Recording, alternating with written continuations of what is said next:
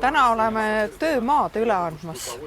Üsna pea loodan, et ehitaja on meile ette valmistamas kohta, kuhu me saame ajakapsli panna, nii nagu ikka nurgakivi panek käib. Aga täna andsime maa-ala ette just selleks tegevuseks. No mis siia siis tuleb? Siia tuleb kohaliku kogukonna keskus, nii võiks vastu öelda. Saavad ruumid siin linnaosavalitsus, kes täna on meil Kotsepuu ja Niine tänaval. Me teame, et need on üsnagi kasinad tingimused nii töötajatele kui ka inimestele, kes lähevad sinna vastuvõtule. Saab siis olema uued ruumid ja kindlasti arvestavad tänapäeva tingimusi. Nii et saab ikkagi juurdepääsetavus, ligipääsetavus on tähtis. Aga lisaks veel saab Kopli noortemaja siia endale uued ruumid. Praegu ju osad huviringid tegutsevad küll ühes lasteaias, küll teises lasteaias. Ehk see juba ise ütleb, et need tingimused ei ole ka sugugi tänapäevased. No kolmas on kindlasti MTÜ-d, sest mis kogukond see on, kus ei ole MTÜ-sid. Ja ka MTÜ-dele leiame siin võimaluse tegutsemiseks. Nüüd on ise küsimus, kas saavad MTÜ-d kasutada nii nagu tänapäevaselt antakse kasutusse laud ja koht või ruumideks. See sõltub MTÜ tegevusest ja selle seosest linnaosaga. Nii et kõik need teemad siin ootavad lahendamist. Ja millised MTÜ-d siis endale ruumid saavad. Aga kogukond ei tegutse mitte ainult ruumi sees, vaid ka ruumi väljas. Ja kindlasti siia platsi peale saab olema mänguväljakud, palliplatsid, rulaga sõitmise võimalus.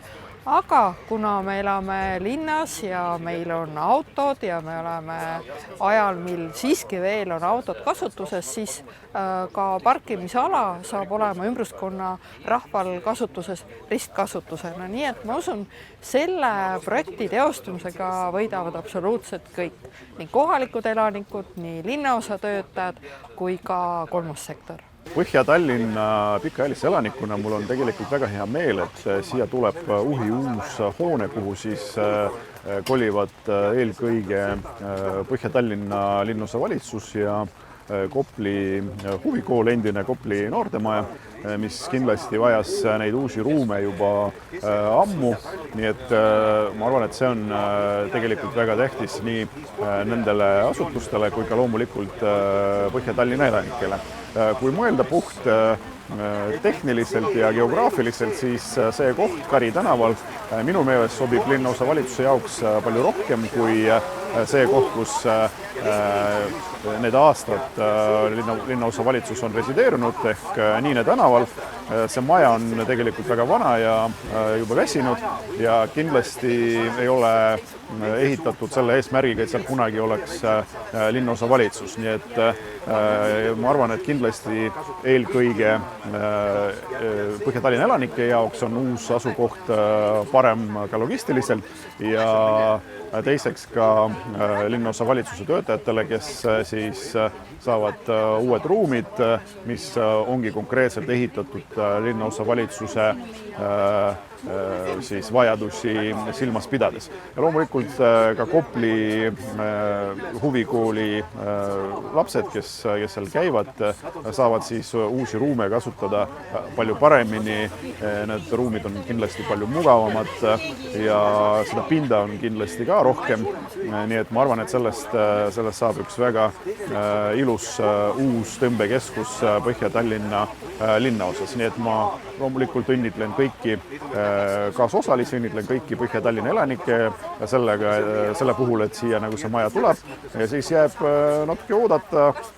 Lubatakse, et aasta pärast nagu see maja on siin juba avatud, nii et siis vaatame, kuidas see välja näeb, aga ma ei kahtlegi selles, et Põhja-Tallinna elanikele see koht kindlasti meeldib. Ja täna on tõesti, ütleme, Põhja-Tallinna jaoks üks ajalooline päev, sellepärast, et üks kaua oodatud objekt jõuab staadiumisse, kus antakse see territoorium Kari 13 üle ehitajale. Ja lähiajal algab siin ehitus ja kuigi mu selja taga on siin uhkelt kirjutatud, et uue administratiivhoone ehitus, tegelikult 2/3 sellest hoonest moodustab Kopli huvikool.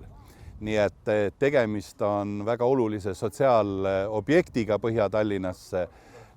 Kopli huvikool tähendab seda, et meie lapsed kogu Põhja-Tallinnast ja eriti sellest piirkonnast saavad kodulähedal võimaluse tõesti kaasaegsetes, väga moodsates, väga toredates ruumides tegeleda enesearendamisega kõikide kunstide alal ja siia kolib siis ka Põhja-Tallinna linnaosa valitsus ja veelgi olulisem selles osas, kus on Põhja-Tallinna linnaosa valitsus, on eraldi 4. korrus meie mittetulundusühingute jaoks. Nii et see on selline haruldane objekt, kus jällegi ka kaasaegsed väga A-kategooria ruumid saavad mittetulundusühingud.